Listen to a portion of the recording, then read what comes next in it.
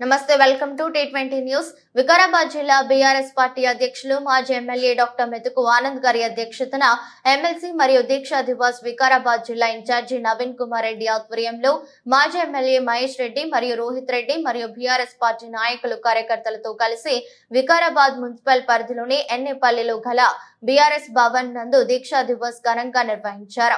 కార్యక్రమంలో భాగంగా ముందుగా జిల్లా కేంద్రంలోని ఎన్టీఆర్ చౌరస్తా సమీపంలో అమరవీరుల స్తూపం వద్ద అంజలి ఘటించారు। కాంగ్రెస్ ప్రభుత్వం పని ఇక ముగిసిందని, త్వరలో మళ్లీ బీఆర్ఎస్ ప్రభుత్వం రాబోతుందన్నారు। సమావేశ చివరిలో ఉద్యమ కళాకారులందరికీ సన్మాన కార్యక్రమం ఏర్పాటు చేశారు।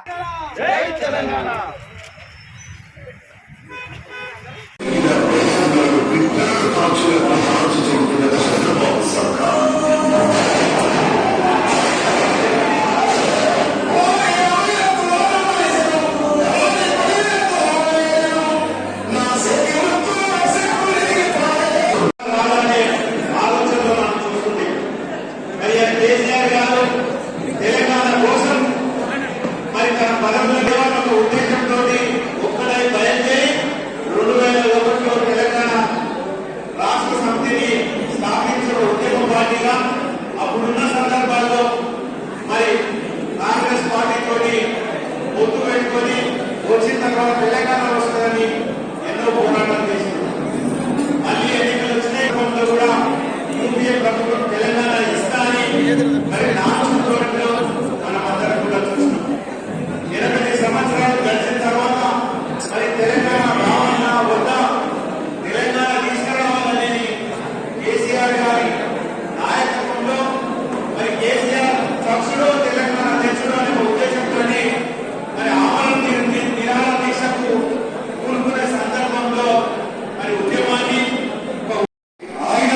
అనే విషయాన్ని తెలంగాణ యావత్ తెలంగాణ గుర్తించుకోవాలనే విషయాన్ని నేను గుర్తు చేస్తా ఉన్నాను।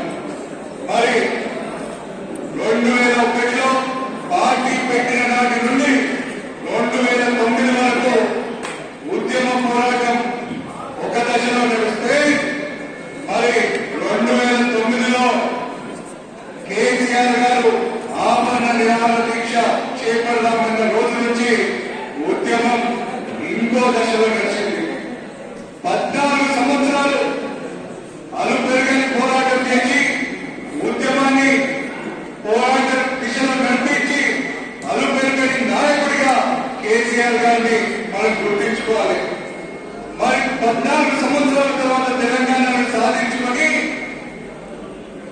ఏకదాటిగా 10 సంవత్సరాలు మరి రక్తాన్ని రంగరించి తెలంగాణకు కొత్త తరాన్ని తీసుకొచ్చిన నాయకుడు మన మొత్తం ప్రతి